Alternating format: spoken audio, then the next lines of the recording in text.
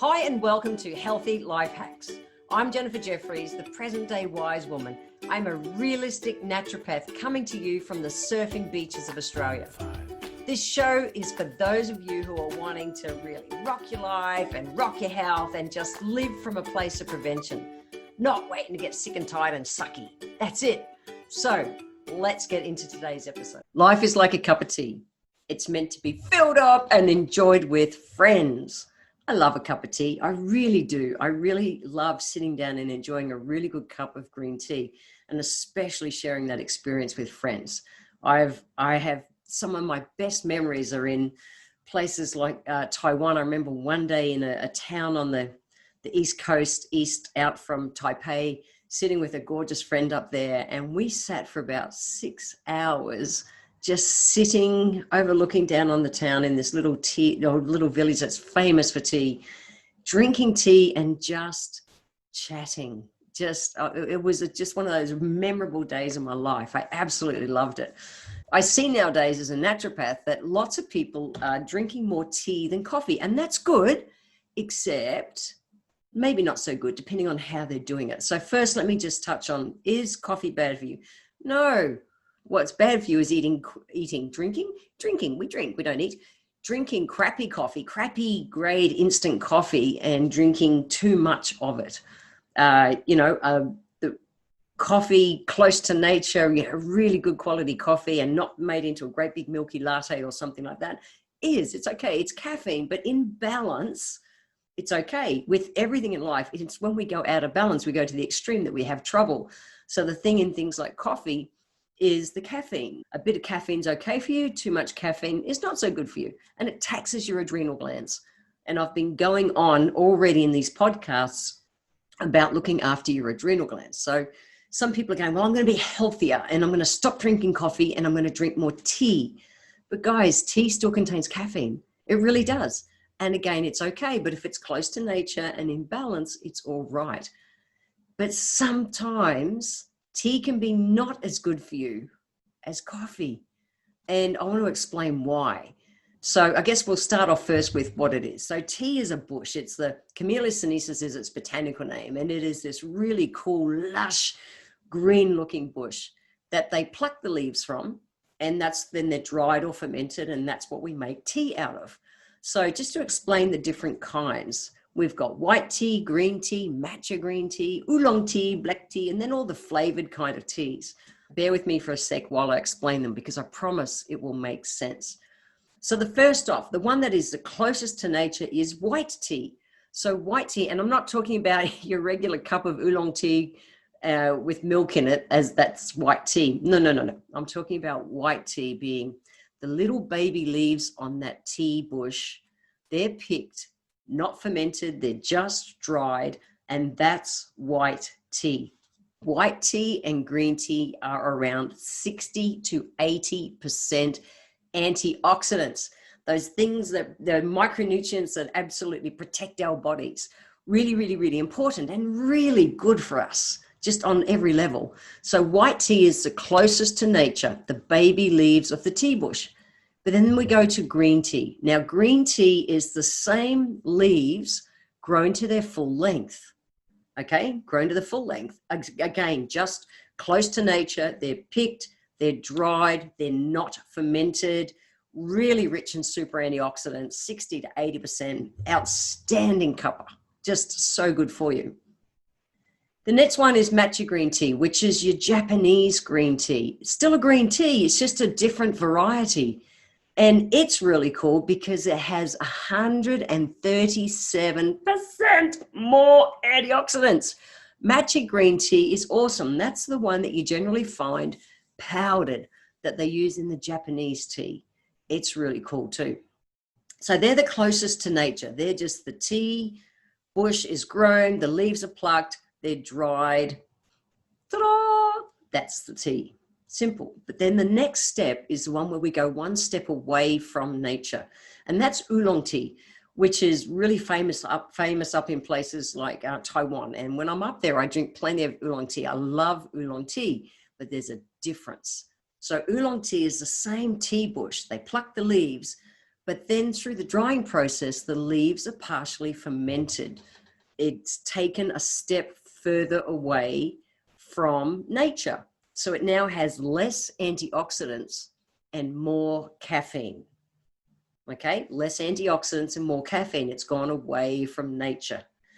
And then the next one is black tea, which is like your English tea, all your regular black teas. Now, these teas are the same plant, that same tea bush. They pluck the leaves, they've dried the leaves, but now they've had a full fermentation. They're fully fermented and they have way less antioxidants and way more caffeine. And the further you get away from nature, the less value to our body that it contains. Now, something that's really important with tea, which is the thing I want to talk about today. With tea, it's interesting. So whether you've got white tea, green tea, matcha tea, oolong tea, black tea, if you brew it for like 30 seconds to 1 minute, you pull up the majority of the antioxidants and you will pull up the caffeine, but you don't get as much tannin. Now, if you're brewing white tea or green tea for less than a minute, you'll pull up all the caffeine and the antioxidants, but you don't get the tannins. But with black tea and oolong tea, you're always going to have some tannins come in. So what is tannin and why am I not a fan of tannins? Guys, tannin is what's used to turn animal hide into leather, shoes and handbags and belts and things.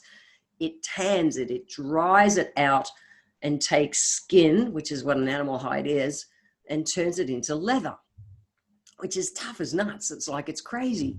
What happens in the part of our body that it actually dehydrates the most is our small intestine. Our small intestine is where we absorb all of our water soluble and fat soluble nutrients. And it dries it out, it dries the walls of it out of like leather, and we just can't take things up. Really important nutrients, one that it blocks in a big way. Tannins block iron. We see a lot of people, low in iron and stuff nowadays. It's really common, which is really quite scary. But even things like, red wines are rich in tannins. Tannin is that astringent kind of taste that you'll get in things like red wines and things like your cup of tea. It's like more bitter, more, I don't know, astringent, kind of like, it's a feeling on my tongue. I don't know how to say it. There's a feeling on my tongue, like that, like drying kind of feeling on my tongue. Like your really dry red wines and your cups of tea can be really drying. Even though the cup of tea is made on water, the tannins outweigh it. And I remember in my clinic one day, I had this guy, my clinic was in Townsville in North Queensland, and west of Townsville is all the big cattle properties. And I had this old cow cocky come in, this guy, he'd been working on the farms for forever. And he was just such a cool guy. He was only in his 50s at the time. He was a young bloke. And saying that now because I'm 59, but he was a young bloke. I definitely wasn't betting. I was like 30 or something at the time. But his body had gotten so full of arthritis, like his joints everywhere, all of his joints just ached. And he was so stiff, getting on the horse every day just caused him, he would have to warm his body up before he could even get himself onto the horse every day.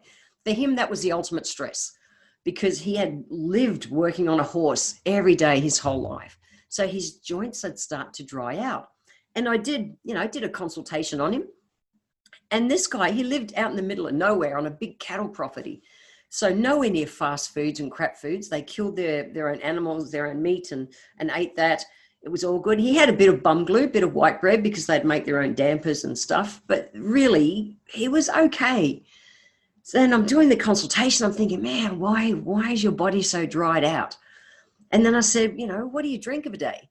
And kind of expecting it to be, a few beers. It wasn't. It was cups of tea. It was tea he was drinking. So they would go and, round up cattle for hours every day. And really often they would sit down and they would brew up in the old billy tea. They'd make a good, strong pot of tea and that'd give them the caffeine and the energy to power on the rest of the day. Well, the thing is, he had dried his joints out to nothing over the years. And I still remember him sitting there in my clinic and I'm going, well, mate, you got to reduce your cups of tea. And he's going, no, I'm not doing that. Okay, cool. Well, you got to play the game with me. So I told him he had to give me his normal, 2 liters of water a day, which was, is like your 8 to 10 cups a day. But I told him he had to give me 2 cups of water for every cup of tea he was having. Now, this guy was having 10 to 15 cups of tea a day. So we did the maths. I sent him off. He knew he had to have 30 odd cups of water a day. And after it was only 3 or 4 days, I still remember he rang me up and he's going, Jen, I'm good. I'm going, great. What's happening? He's going, I'm back on my horse. He was already starting to feel his body loosen up. I'm going, what else is happening? He goes, I'm peeing every hour. I said, well, you've got a choice now. Reduce your tea, change it to green tea, because guys, green tea or white tea brewed for less than 1 minute counts as water. That's it. It was a process. He had drunk his cup of tea, the same good strong tea, the same way for a long time, but his body was really being taxed by it. And for him, it was showing up in his joints. Everything, hips, everything was really tight. So I just love that I can help people to find that balance. If he chose to still continue to drink his cups of tea, I don't care. That's up to him. But he needed to at least bring a lot more water in to balance it out. That's the trade-off. But over time, he absolutely started to switch from his, heavy brewed black tea to green tea, brewed it for less than a minute, learned to enjoy it because it was a big contrast from his regular cup of tea, but he freed up his body in such a cool way. And I promise it's really affecting how your body is absorbing nutrients as well. So you want to have a look at it. Is tea good for you? Yes. And in fact, it's really, really good for the immune system. So, there's been studies that have shown the polyphenols, which is like those little micronutrients, the antioxidants and that absolutely kill influenza viruses. Now it's winter in Australia and there's lots of bugs around at the moment. It's the time of COVID. There really are lots of bugs around. And I'm consciously doing everything I can to keep my immune system strong. I promise green tea brewed for less than a minute is part of it for me. I'm really big on making sure I get all my micronutrients, and it's an easy one to do. And it tastes great. I really love it. I love the ritual of sitting and just brewing a cup of tea. It's really neat. So maybe you want to have a go at bringing that into your life. So today's healthy life hack is to have give green tea a try. So green tea, white tea, brewed for less than 1 minute counts as water. So it is winter here in Australia at the moment. It's cold, perfect time to have a cup of tea. You can also, when it comes to summer, you can brew it up and then cool it down and drink that as a drink as well. It's very refreshing. The iced teas and all those kind of things that you'll find, and my North American mates, I love you so much. But when I see people making iced tea over in the States, they brew it for a really long time and they throw in all the sugar and all the other stuff. It doesn't count as water. It just doesn't. So maybe you want to try having some green tea brewed for less than a minute. That is today's healthy life hack. And in the next show, make sure you tune in because I'm going to talk about all pimples on our face and where they sit on our face as to what they mean in our body. What's happening health-wise for us to manifest pimples on our forehead versus our nose versus our chin or our under our chin, our throat kind of area, or near your ears. I'm going to talk about all those kind of things in the next show. So make sure you subscribe so that you always catch the next episode. I want to thank you for being here today.